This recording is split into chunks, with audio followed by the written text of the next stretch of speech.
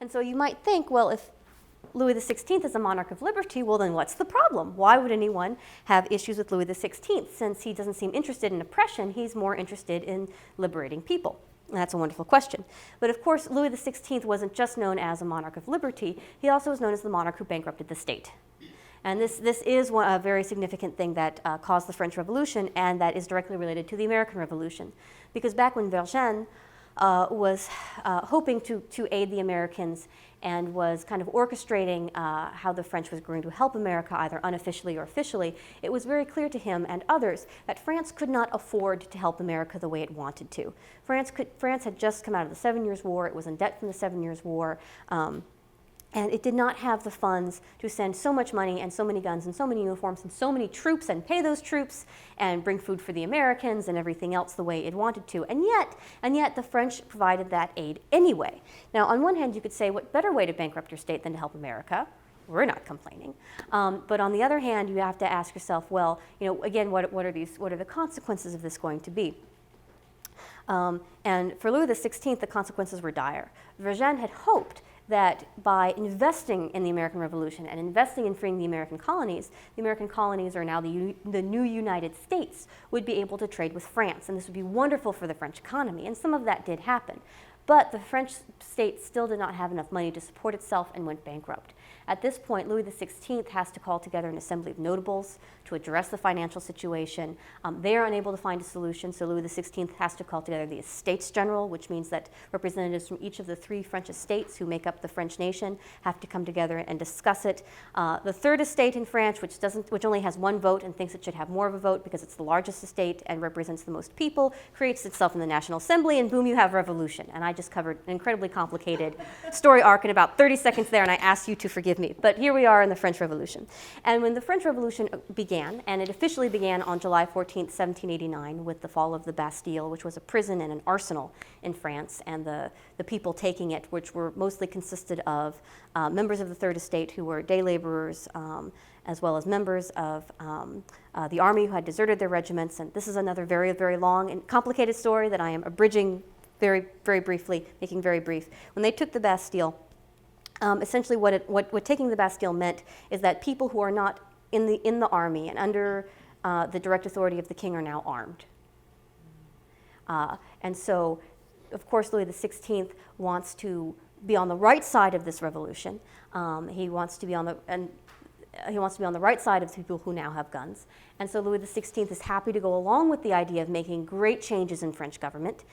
People who right now in the National Assembly are thinking of creating a government that's going to be like a constitutional monarchy, kind of like what is in England. Louis XVI says he's happy to go along with that. And so July 14th, the Bastille goes down. People are armed, and Louis XVI appoints Lafayette to be in charge of this new armed body. And in doing so, he creates the National Guard.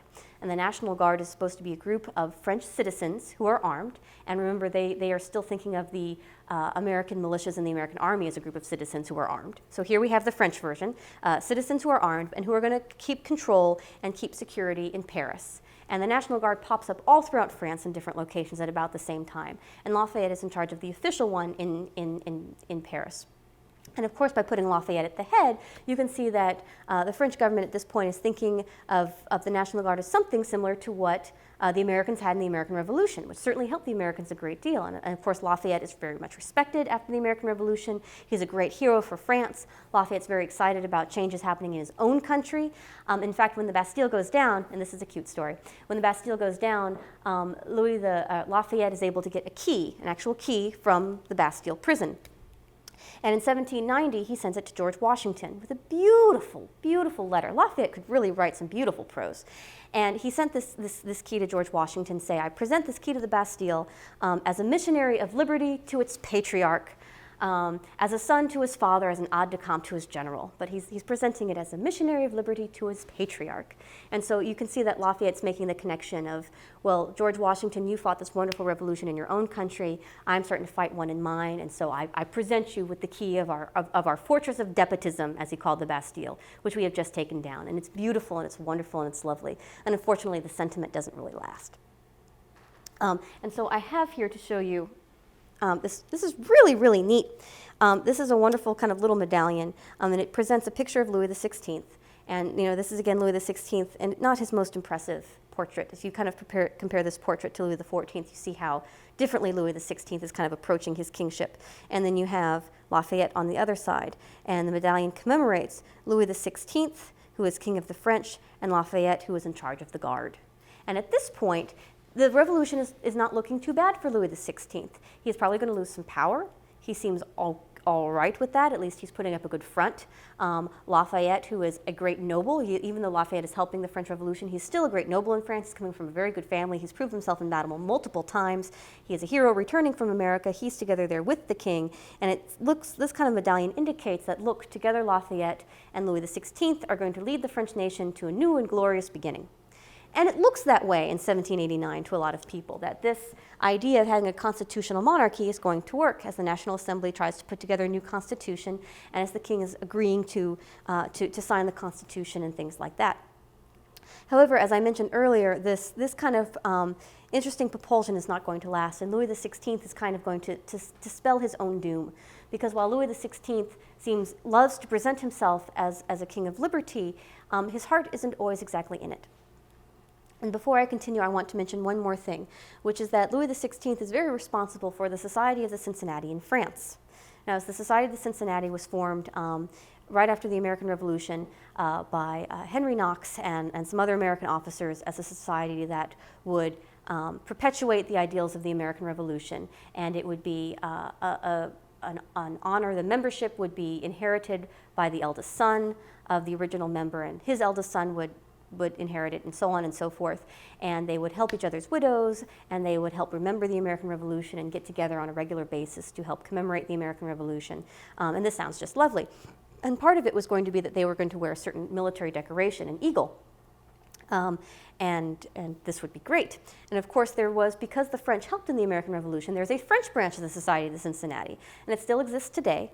But when it was first created in the 1780s, the French were so excited about this society because it's right up their alley. They get a nice military decoration. It was open for anyone who had served a certain number of years in the American Revolution and had obtained the rank of colonel or general, and it became the new must-have at court. And Louis XVI had to give a very special permission for society members to wear their little decoration, their eagle, since it was a foreign medal and not a medal of France.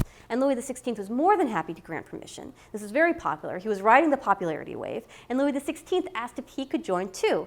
Of course, Louis XVI was not a colonel or a general in the French army, and he did not spend any time at all in America. But of course, since he was the king who had provided so many resources and had provided the army, of course, you can join Louis XVI. So he had his eagle too, and was very happy. And so many nobles wanted to join the Society of the Cincinnati because it was a mark of such esteem that poor George Washington back in America, who was the society's first president, was inundated with mail from French officers and from naval officers, because at first the Navy wasn't included, not because George Washington wanted to not include the Navy, just he wasn't thinking about it. So of course, then the Navy had to join, and all of these people are writing George Washington saying, I know I wasn't a colonel when I was in the French army and serving in America, but I got wounded twice at this battle and wounded once at this battle, and I became a colonel right afterwards because I was wounded at Yorktown. Can't I please, please, please be in the society? And George Washington would say, sure, sure, sure. And so because the Society of Cincinnati is perpetuating American revolutionary ideals through the 1780s, it's also kind of, again, laying the seeds for Louis's own destruction. And Louis loves the Society of the Cincinnati, but it's not the kind of thing that strikes me as something that Louis XIV would ever have supported. But Louis XVI, monarch of liberty, is very happy to support it. And as I mentioned earlier with this lovely medallion, in 1789 and 1790, beginning of 1790, it doesn't seem like this is going to necessarily bring any harm to the monarch. And people are very excited about Louis XVI and are very excited to have a constitutional monarchy. And the French Revolution does not begin because anyone wants to get rid of the king. It begins because they do want a change in government, but they still want to keep their king. He's an important part. He's an important part of France. And Louis XVI has done many steps to kind of embrace something that is more, I hesitate to use the word democratic, but something that is a kind of government that's more inclusive, in which Louis XVI isn't the only one in power.